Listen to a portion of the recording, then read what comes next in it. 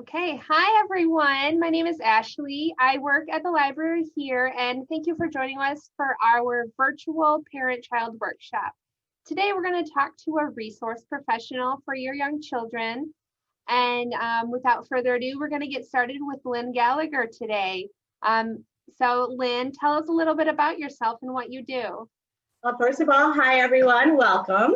My name is Lynn, as she said. I'm a speech pathologist. I've been a speech and language pathologist for 35 years. I'm currently the clinical director for Kids Emotion here in Michigan. Background, I have a degree in elementary education. Also, I have a bachelor's in audiology and speech and language pathology and my master's in speech. I've taught college courses, I've been in schools, I've been in all over the place, like Arizona, New York, da-da-da.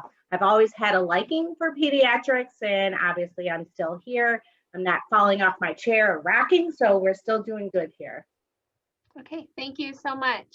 So we're going to focus today on young kids. The people who usually attend our program, and hopefully the people who are watching today, have children ages 1, 2, and 3. So a lot of times in these programs, parents come with questions. So we're going to go over a few questions today about some of the things I've heard parents ask, and sometimes parents ask me when the speech pathologist isn't in to answer specific questions. So tell us about some speech milestones that parents should look out for at ages 1, 2, and 3.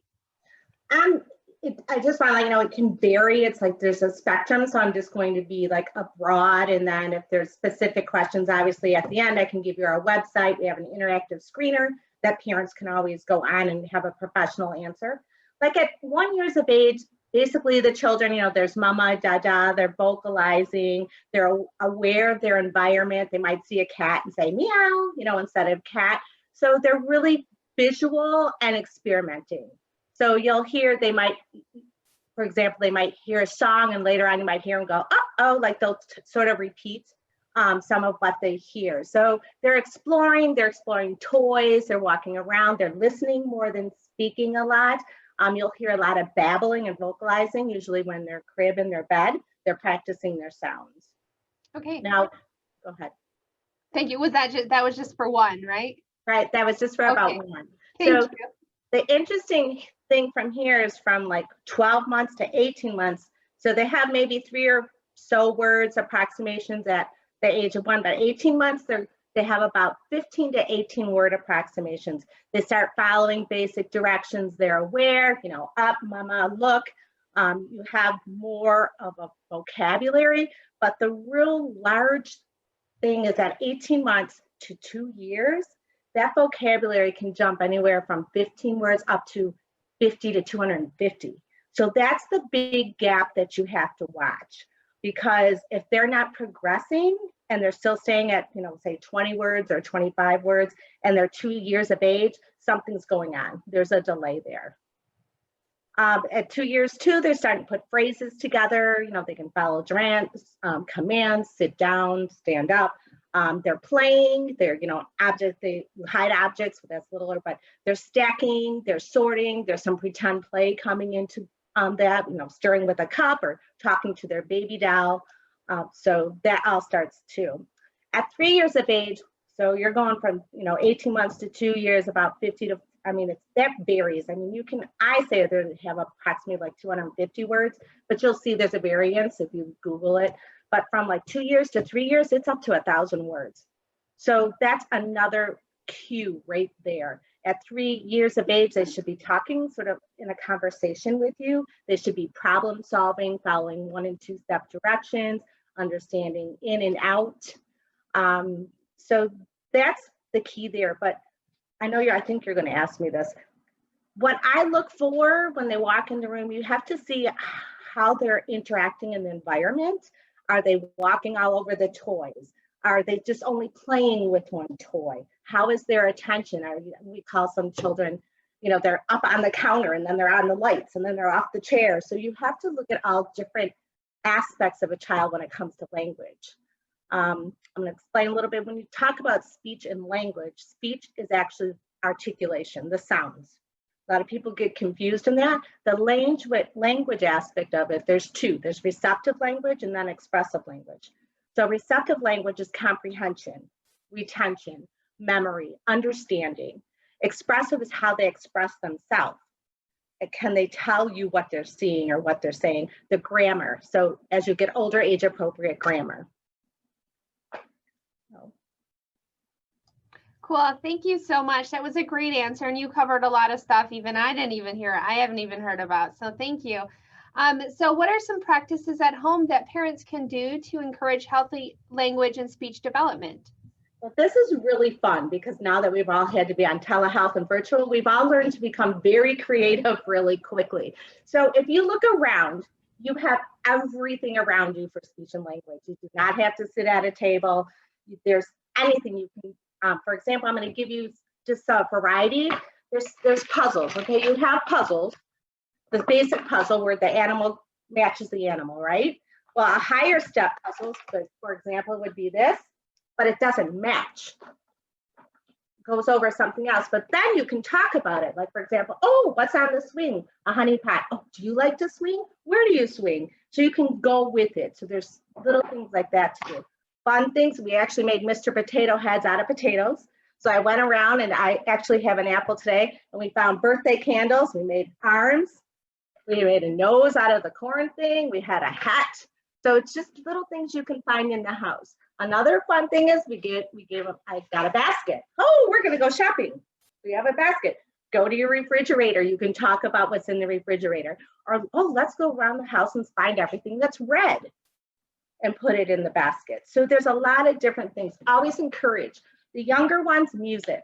You have to remember motor always brings out vocalizations, always brings out sound. Repetition. Oh, MacDonald had a farm. E-I-E-I, stop.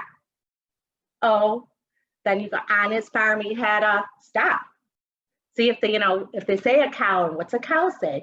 Oh, what other animals can we see at the farm? So you can really broaden. Older children, fun. I Spy games. Okay, here we go. Outside, do a scavenger hunt outside. Give them a list, see if they can follow it. Don't want to go outside, you can do the scavenger hunt inside. Books are fun. I love the new one here. Oh my gosh. The other one's the Wonky Donkey. It's repetitive and it's just hilarious and the kids love it. Another book they love is Dragons Love Tacos. So anything that has repetition where they can get involved really helps grow their language. So there's some good ideas.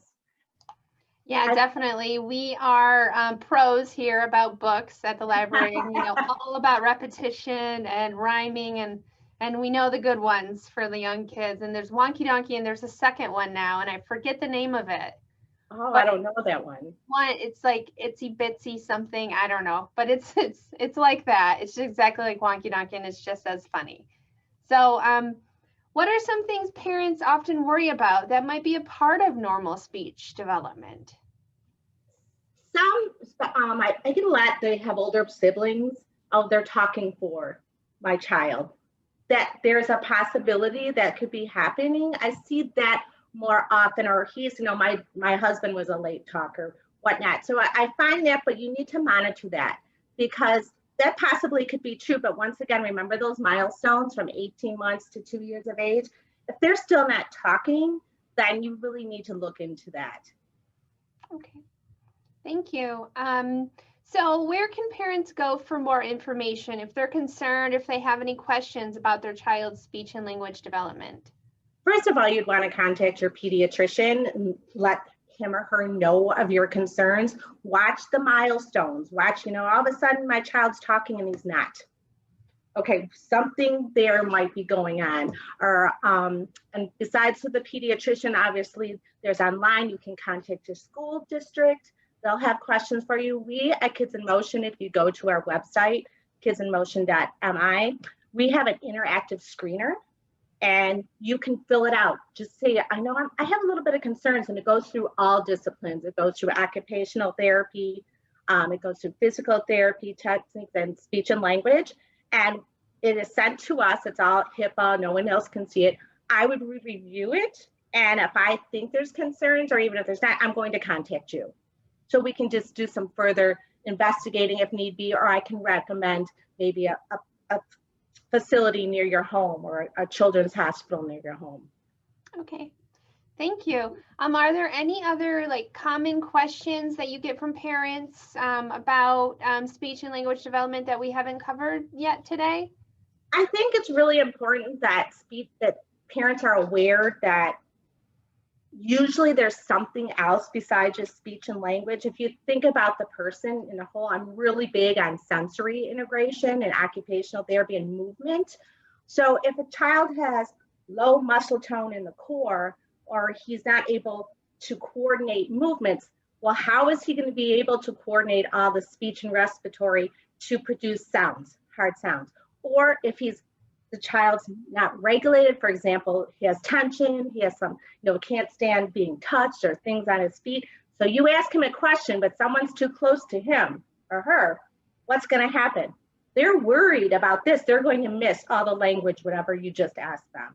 So there's key things that you have to look out besides just speech and language that can cause areas of weakness and may make sense. Well, for example, one thing that parents will say, oh, the child's so cute, he repeats everything I say. If a child repeats everything you say, that's telling you the information's going in, it doesn't have a hearing issue, but the brain is not processing. And a real good thing for this is that they'll say, my child knows his name, and I'll say, and you say, Scott looks over, and I say, what is your name? He goes, name. But he knows his name. I go, yes, I know he knows his name, but his brain is not processing what is your name. So there's things like that, and they'll say, oh, he can recognize all objects, and actions, and I'll say, what is this? But I'll say, give me the apple. He'll give me the apple, and I'll say, what is this? This. So you have to look at things like that. It's a little bit further, and unfortunately, I could go on and on, of course, for hours on this because there's hierarchies within hierarchies, but I think as a professional, you have to look at all aspects because a lot of them intermix, especially with physical therapy, working on muscle coordination. If they have weak muscles here, not coordinated here, then how are they going to have clear speech sounds?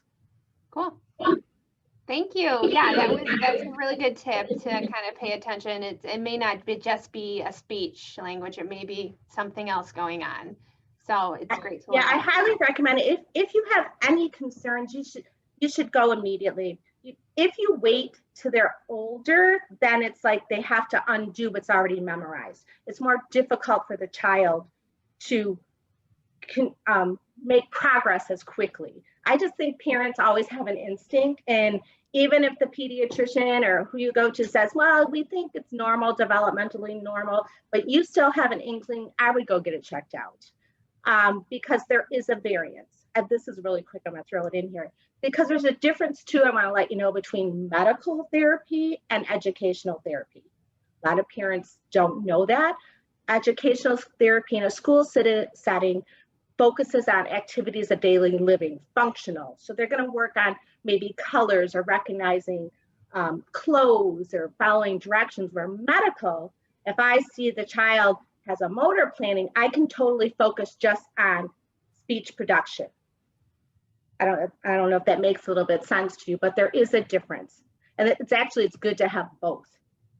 So medically, they can focus on one aspect, and I don't really have to focus on colors. I want to work on motor planning or something with speech. Yeah. So that's good to know. And once again, I seriously go on our website. The interactive screener is wonderful.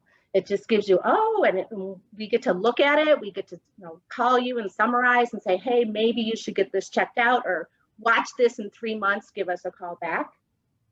So it's a really good tool.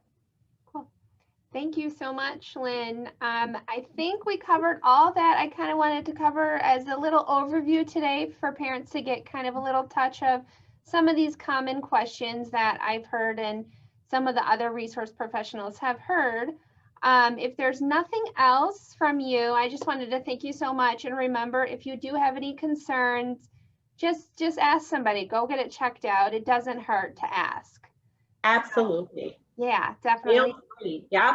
You guys have a great day. I hope you've learned a lot. And I'm telling you, if you have any questions, go on that interactive screener because we will help you. Thank you and have a great day. Thank you, Ashley.